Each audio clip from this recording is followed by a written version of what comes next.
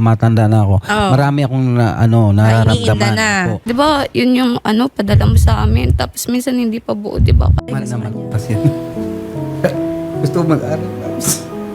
Viral ngayon sa social media ang isang anak na inireklamo sa programa ni Senator Raffy Tulfo ang kanyang ama dahil sa kulang ng 500 pesos ang allowance na ibinigay nito. Umani ito ng samot-saring reaksyon at negatibong komento sa netizens ang tila kawalang respeto nito sa sakripisyo ng kanyang ama. Kasama ng 18 anyos na babae na kinilalang si Maria Alexandra Ortega ang kanyang nanay na si Liza Vergara na nagreklamo sa Wanted sa radyo sa programa ni Raffy Tulfo. Inireklamo nila ang padre de pamilya na si Rolando Vergara. Si Liza ang dating kinakasama ni Rolando sa loob ng 22 years. Reklamo nila ang sustento ni Rolando sa pag-aaral ng 18 anyos na anak dahil natigil umano ito mula nang may ibang kinakasamang tatay. Kwento ni Liza, nung umpisa sakto naman daw ang binigay na pera ng tatay ni Alexandra pero naging 200 pesos na lang daw ang halaga ng binigay para sa pag-aaral ng anak. Si Alexandra ay kasalukuyang nag-aaral sa senior high school.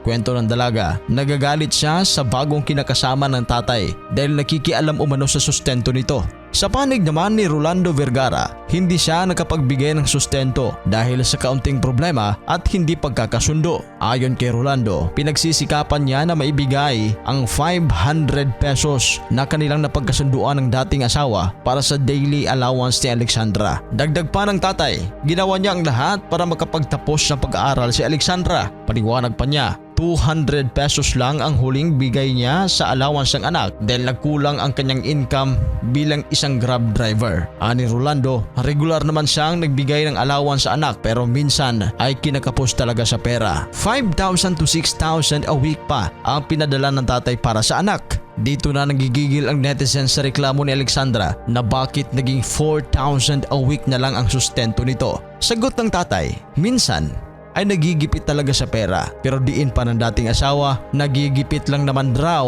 dahil mayroon itong bagong kinakasama. Ayon kay Edeta Ortega, ang kinakasama ni Rolando, naawa lang siya kay Rolando dahil sa kotse na lang natutulog at kulang pa ang kinikita sa araw-araw. Maibigay lang ang sustento sa anak. Binara naman ang host ng programa si Nanay Liza na tila ba kinakargo na ni Tatay Rolando ang buong pamilya nito at umaasa na lang si Nanay sa pinapadala ni Rolando. Hanap buhay ni Nanay Liza ay nagtitinda ng isda at nagbabantay ng kanyang apo at aminado siya na dati siyang nagsusugal. Imbis na kasunduan lang nila ay para kay Alexandra, ngunit tila ba buong pamilya na nito ang kinakargo at siya lang ang inaasahan.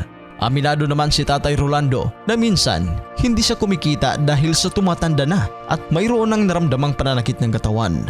At dito na nga napaiyak si Tatay Rolando at sinabing mahal na mahal nito ang anak at gusto makapagtapos ng pag-aaral. Pangarap niya nga na makapagtapos ng pag-aaral ang anak kaya nagsumikap siya na makapagbigay ng sustento na 500 pesos kada araw.